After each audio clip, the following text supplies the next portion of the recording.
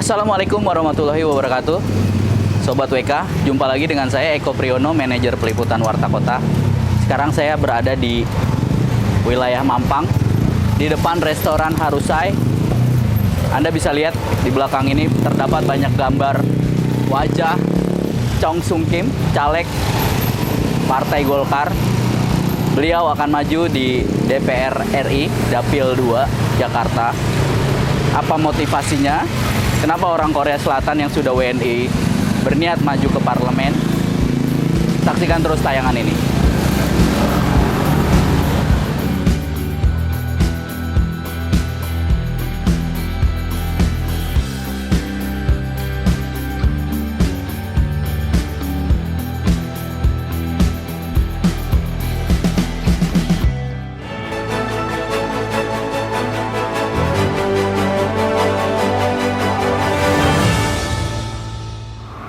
Sobat WK, saya sudah berada bersama Bang Kim. Nah, lengkapnya Chong Sung Kim. Nah, beliau merupakan caleg DPR RI dari Partai Golkar, Dapil Jakarta 2, ya Bang. Betul, Pak. Nah, banyak yang bertanya-tanya, ini kok orang asing nyalek di Indonesia, kenapa nggak di negaranya sendiri? Pak, ini bisa dijelasin nggak sih kapan Bapak mulai terlibat politik gitu? Yang kita tahu kan Bapak di Kosgoro juga ya, ini bisa dijelasin awal mulanya, Pak? Oh gitu. Iya. Iya. Mungkin sebelum bicara itu, saya kapan mulai hidupnya di Indonesia ya? Boleh. Itu. Ya. Kalau saya bicara jelasnya, saya sejak September tahun 1992. Oke. Berarti sudah 31 tahun 4 bulan. Sudah saya hidup di Jakarta. Tuh. Ya, jadi dulunya awalnya saya sebagai pengusaha garmen. Garmen. Iya, garmen, baju dan topi. Sekarang saya sebagai profesional lawyer. Tuh. Ya, sambil jalan ini saya merasa saya bagian dari Indonesia dan saya perhatian banyak hal ya terjadi di Indonesia. Tuh. Jadi ya itulah saya mulai tertarik dengan politik. Kenapa? Karena saya ada ide dan saran, saya sudah bicara sama dengan teman-teman politikus dan pejabat di pemerintahan, tapi tidak langsung semuanya pakai, ya. Jadi maka saya pikir saya harus masuk ke dalam sistem pemerintahan atau sistem lembaga negara. Ya itu aja, Pak. Oke. Ya. Nah itu ketika tiba di sini memang untuk berbisnis. Betul. 92 itu. Betul. Itu bisa diceritain gimana berbisnis pada masa itu tuh? Oh, awalnya saya coba masuk sebagai manajer di sebuah perusahaan dan saya sudah tahu kondisi di Indonesia, dan setelah itu saya investasi dan mulai berbisnis. Oke. Ya. Membawa keluarga ketika di sini. Ya, betul, Pak. Anak dan istri. Betul. Oke. Ya. Nah, jadi ya. setelah lama kemudian mengenal Partai Golkar nih gimana nih Pak? Masuk ke Golkar. Jadi begini, saya sering tanya kepada teman-teman, kalau Anda pilih partai, Anda pilih yang mana? Oke. Kan begitu. Ternyata kebanyakan orang pilihnya Golkar. Pada masa itu ya? Bukan, yang saya karena politik ini kan baru-baru yang ya kurang lebih 5 tahun lalu begitu. Oke. Jadi saya setiap kali saya tanya, contoh saya tanya ke Mas Eko, jawabannya Golkar. Saya tanya kenapa? Karena bilangnya, oh saya dari kecil memang darahnya Golkar. Oh darahnya Golkar, saya tanya kan, kenapa begitu? Ya memang dari kecil lihat ayah saya ya pakai seragam Golkar dan lain-lain, dan atau kami keluarga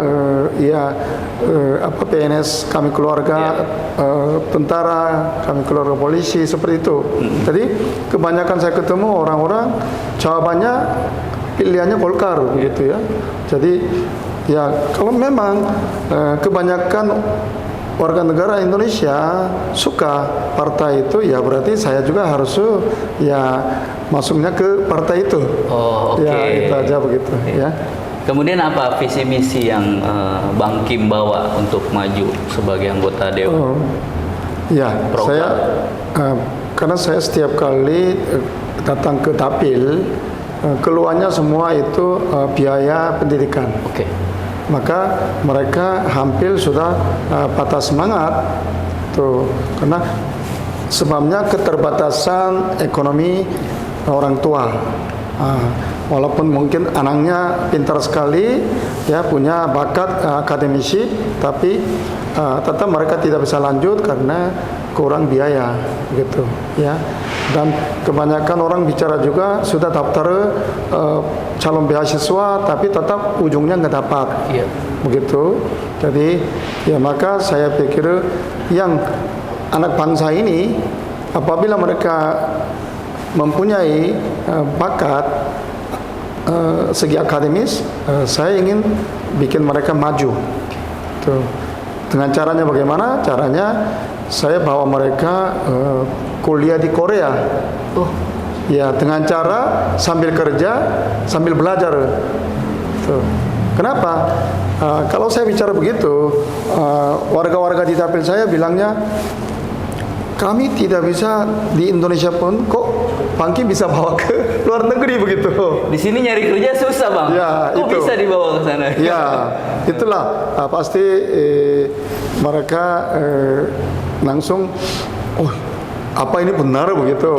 Ya, saya jelaskan. Kalau di Indonesia pertama biaya pendidikan cukup mahal dibanding Korea Selatan. Kalau Korea Selatan biaya pendidikan enggak seperti mahal, walaupun kondisi universitas atau kampusnya jauh lebih bagus, tapi biayanya jauh lebih murah, begitu. Ya itulah di sini sulitnya. Contoh tenaga kerja itu maksudnya nilai tenaga kerja mungkin 4 atau 5 kali murah dibanding Korea Selatan, tapi biaya pendidikan lebih mahal. Maka sulit. Di sini kerja keras pun juga hasil dari hasil pendapatan keringat untuk membayarkan kuliah sulit begitu. Contoh salah satu yang universitas kedokteran saya tahunya sampai setahun 850 juta. Seperti itu ya. Tetapi Korea walaupun kedokteran itu juga enggak mahal seperti itu. Ya, jadi maka program kami sambil kerja sambil belajar di Korea Selatan itu nyata, bukan hanya impian. Gitu. Apakah harus jadi Bang Kim untuk merealisasikan program tersebut? Maksud saya, oke, kalau Bang Kim jadi terpilih masuk Senayan, tapi kalau tidak terpilih, apakah program itu tetap dilakukan? Tetap jalan, tetap jalan. Ya, tetap jalan karena itu ya saya perangkatnya itu untuk peduli ya rakyat di Dapil saya terutama atau rakyat di Jakarta, gitu. Jadi itu tidak ada terkait saya terpilih atau tidak terpilih, itu tetap jalan.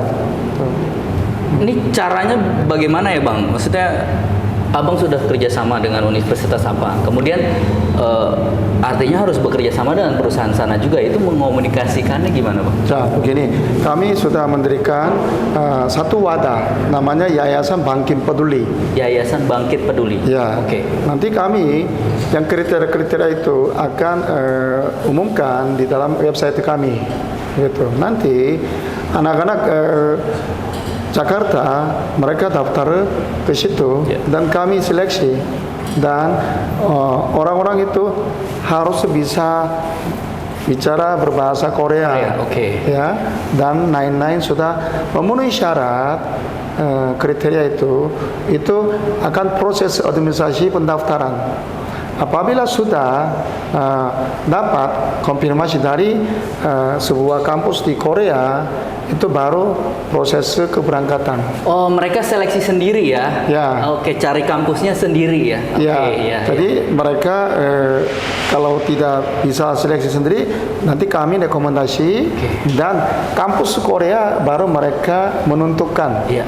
Ya, karena mereka ada kriteria ya bahasa Korea dan lain-lain, itu sudah memenuhi syarat untuk masuk ke kampus itu, baru dapat konfirmasi dan baru proses administrasi di Indonesia. Oke. Terus yang pekerjaannya? Pekerjaan itu kami ada MOU dengan universitas itu melalui perusahaan Indonesia Center. Nanti dari situ mereka rekomendasi yang kerjasama dengan kampus itu. Jadi mereka kerja di situ maksimal per minggu 25 jam. Kalau dia nilainya bagus, bisa tambah 5 jam bonus. Ya, jadi maksimum per minggu bisa 30 jam kerja. Maka hasil kerja itu bisa bayar biaya pendidikan di sana, plus jadi biaya asramanya bisa bayar. Berapa Bang Kim yang didapat? Perkiraan yang hitungan kasar minimum 1 bulan rata-rata $4.000. $4.000? Ya, $4.000. Wah. Bukan, sorry, bukan satu. Iya, bukan 1 bulan. Setengah tahun $4.000. Ya. Ya, tuh. Kemudian Bang, di kartu nama Abang ini ada visi misi yang paling terakhir menarik juga nih, Bang. Memfasilitasi investor Korea Selatan untuk membuka lapangan kerja baru di Jakarta. Ya. Ini sesuatu yang dibutuhkan para pencari kerja di Jakarta ini khususnya. Betul. Ini merealisasikannya harus jadi juga atau tetap akan didatangkan? Oh enggak, itu tetap karena mereka juga memang butuh saran atau mengarahkan dari pihak Indonesia. Oke. Tuh, jadi ya mereka datang ke Indonesia pasti berarti anggap aja itu statusnya kalau manusia itu seperti masih anak kecil. Jadi ya perlu care-nya begitu. Jadi bagi mereka juga baik, tapi bagi untuk Jakarta juga bagus begitu. Ya. Jadi itulah saya mengarahkan daripada di tempat lain, ya kantor pusatnya saya minta ya di Jakarta Pusat. Walaupun proyeknya di Nusantara di mana itu boleh, tapi kantor pusatnya minimum ada di sini. Maka anak-anak Jakarta bisa kerja di kantor pusat. Gitu, Bang. Oke. Ya. Kemudian Bang, balik lagi soal Golkar dan pencalonan ini. Ini Abang persiapan untuk maju caleg DPR ini dari bulan apa? Kemudian apa saja yang dilakukan, termasuk penyebaran spanduk-spanduk yang kita bisa lihat Bang, khususnya di dapil Abang nih. Ya, karena yang itunya pencalekan itu kan sesuai dengan semua aturan KPU. Ya, jadi bulan-bulan ini saya sulit itu ingatnya, tapi ya saya sudah jadi memenuhi syarat untuk TCS.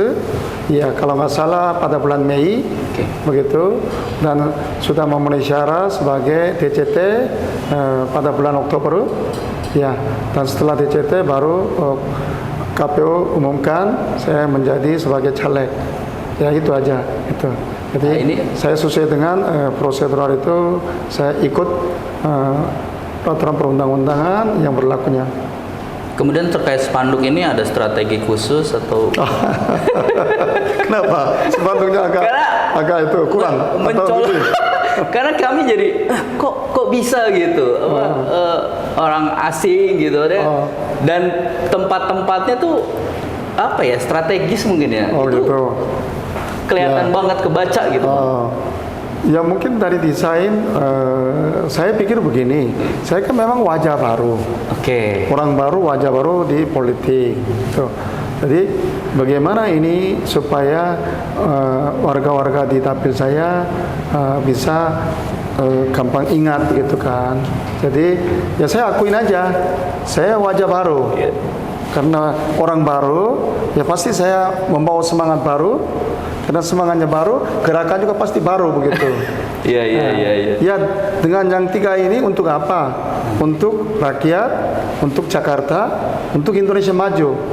Jadi mungkin perbedaan dengan caleg lain, saya bikin story.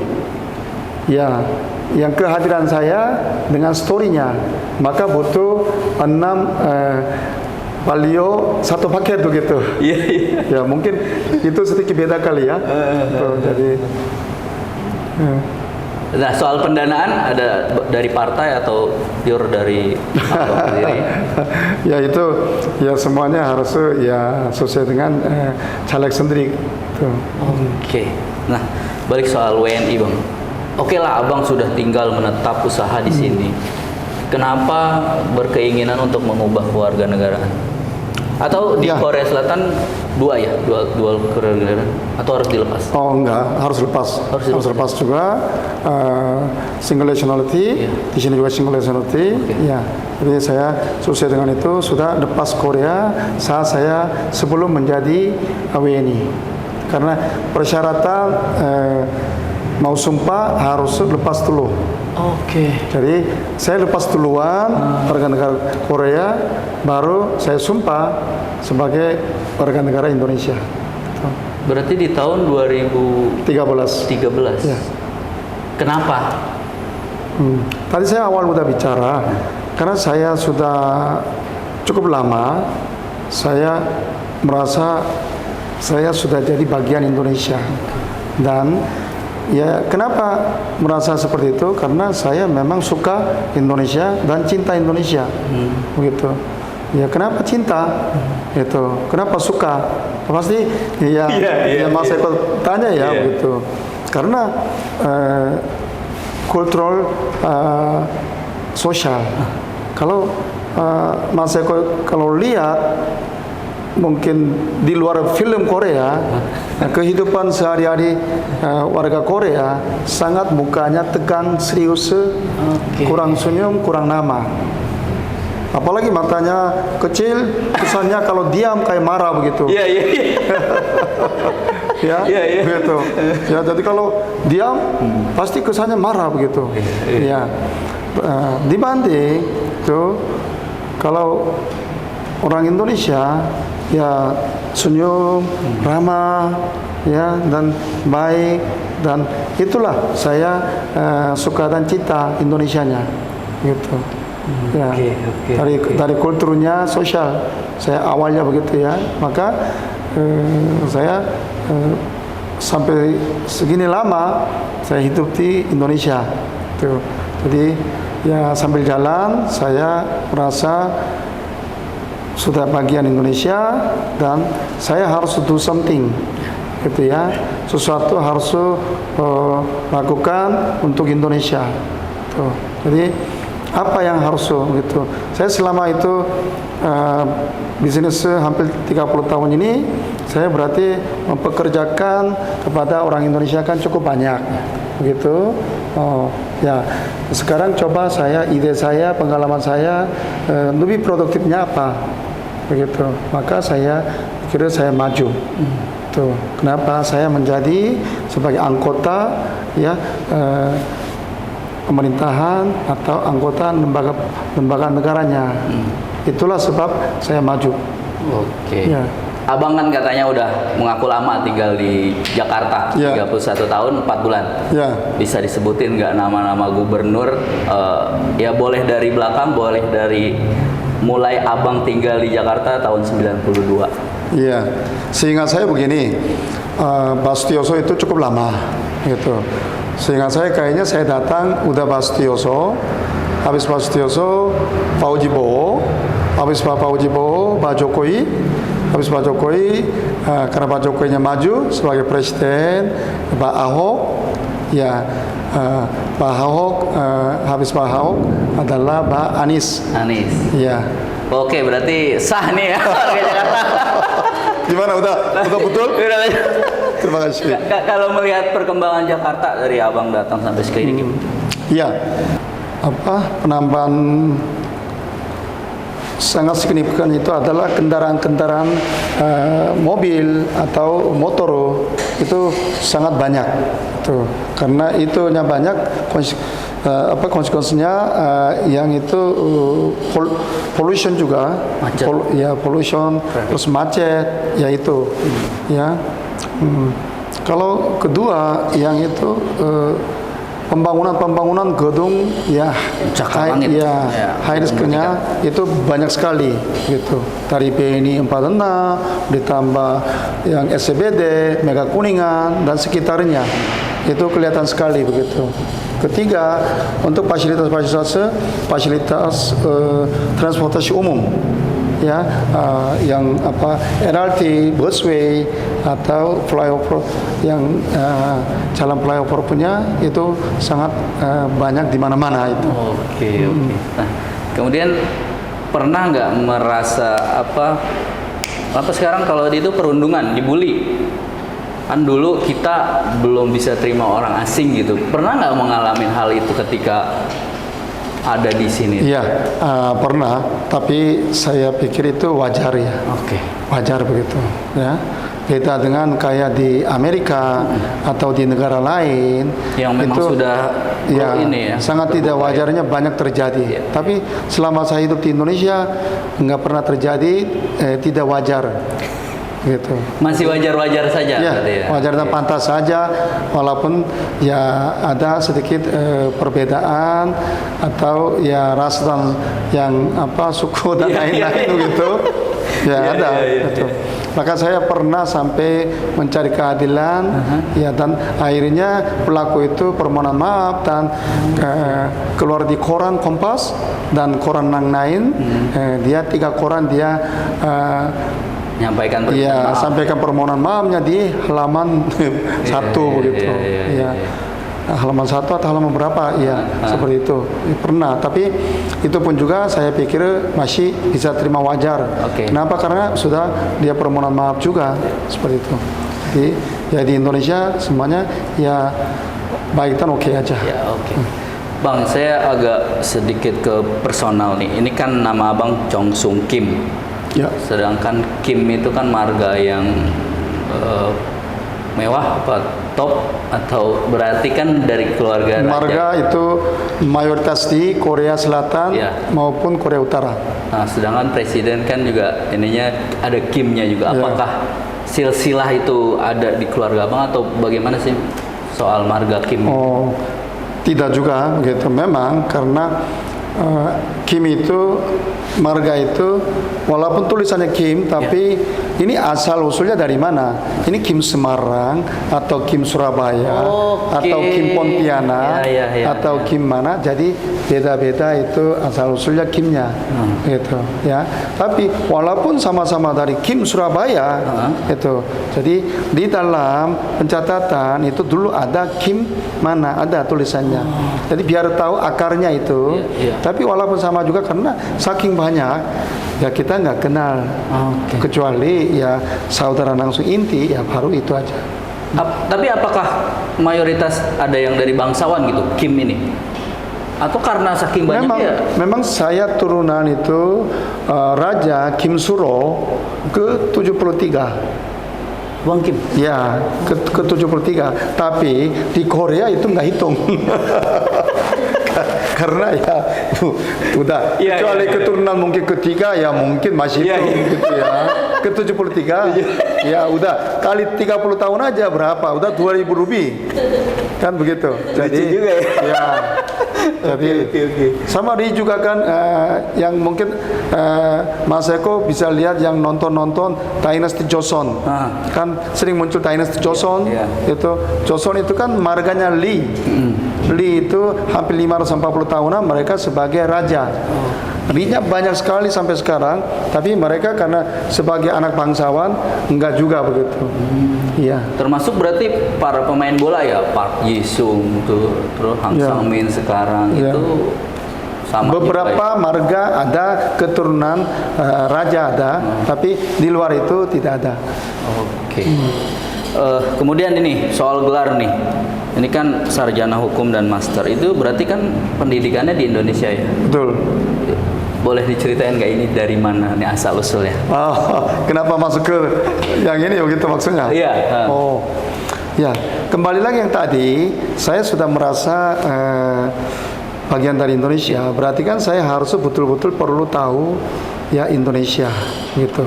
Caranya bagaimana? Oh, berarti saya harus masuk sekolahnya, biar belajar resmi begitu. Maka saya belajar dan ujian ke UI ternyata terima. Itu. Jadi ya bukan saya eksklusif atau apa, tidak. Saya tetap ikutin ujian. Tuh. Dan terima, saya mulai terimanya 2009 tapi mulainya 2010. Jadi S1 saya lulusnya 2015 dan S2 lulusnya 2017. Di UI juga? Di UI juga, FHUI. Wow, Ya. keren ini. Dosen pembimbing saya di S1-nya Pak Ruhut Pangaribuan. Ya, beliau itu sekeluarga semuanya dosen di FHUI. Tuh. Jadi nyonyanya sebagai prof, FHUI juga, terus 2 putra sama 1 putri juga sama sebagai pengajar di FHUI juga. Itu. Dan saat itu saya jurusannya hukum acara. Hukum acara. Ya. Saat S2 saya belajarnya hukum ekonomi. Hukum ekonomi, dosen pembimbing saya adalah Mbak Prof. Hikmawanto Juwana. Hikmawanto Juwana, Ya. Wah, Ya, itu aja. Keren, Pak. Ya. Kemudian pertanyaan di luar pencalekan. K-pop ini sangat diterima di Indonesia oleh kaum mudanya. Menurut Bang Kim, apa yang membuat pemerintah Korea Selatan melalui dinas-dinas terkaitnya bisa sampai menyebarkan K-pop nih ke seluruh penjuru dunia, nggak cuma di Indonesia ya? Karena di Qatar pun kemarin pembukaannya orang Korea. Itu apa yang bisa ditiru pemerintah Indonesia? Mungkin ini saya yakin, tapi tidak pasti apakah ini asal usulnya dari program pemerintah atau swasta masing-masing.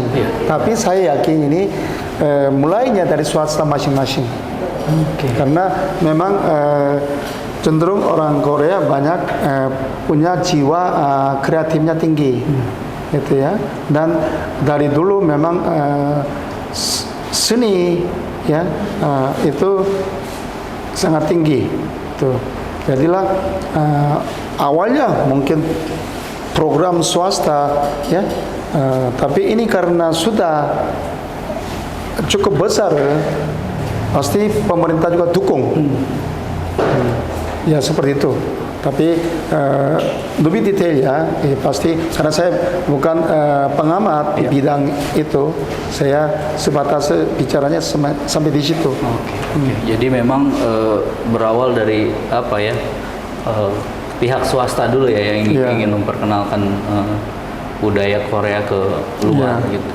Sampai saya kemarin lihat itu berita World Top 20.org.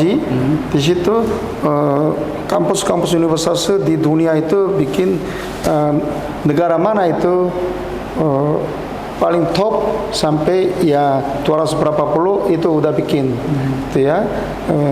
Jadi saya lihat Korea Selatan itu masuk ke ranknya rank kedua, ya, jadi dan mungkin Indonesia ke 67 seperti itu ya.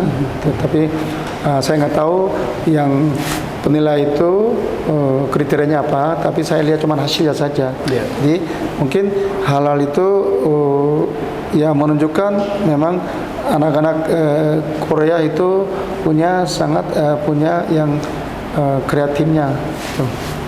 Oke, Bang Kim.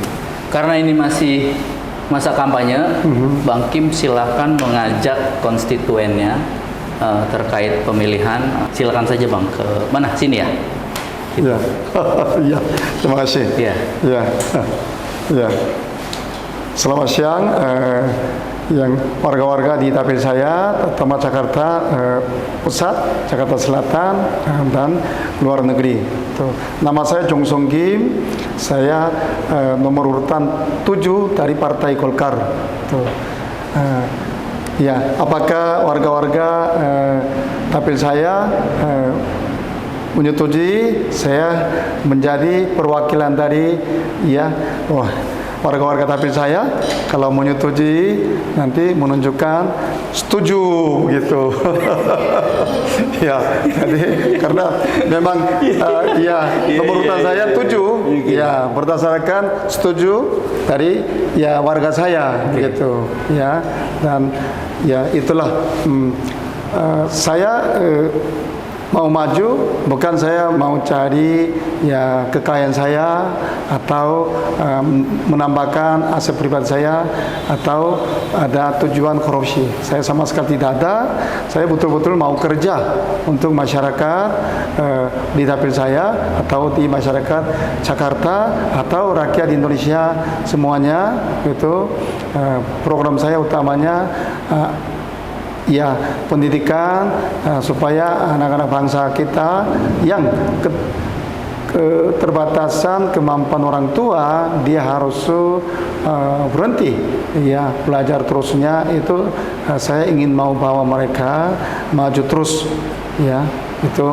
Jadi kalau begitu harus pemerintah punya wadah jelasnya dibuat dari DPR-nya begitu.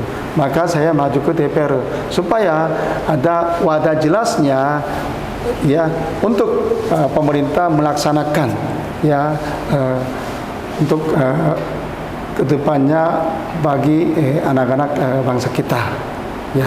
Jadi kalau memang warga-warga di Jakpus dan Jakarta Selatan menyetujui ya saya maju ya, tolong berikan ya support dengan setuju. Ya, apakah Mas Eko setuju? Ya kalau setuju ya Mas Eko juga setuju gitu ya. Oke, siap. Ya, Oke. seperti itu. Baik, Ya. Bang Kim, Ya. terima kasih banyak atas kesempatannya kepada tim Warta Kota. Semoga yang diinginkan bisa terwujud. Terima kasih. Sobat WK, sekian diskusi kami. Pilihan ada di tangan Anda yang jelas.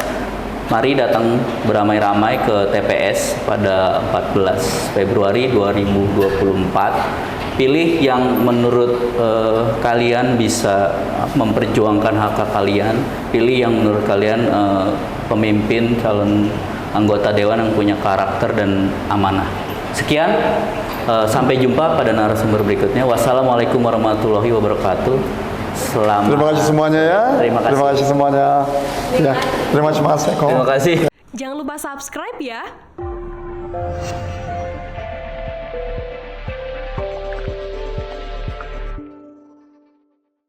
Jangan lupa subscribe ya.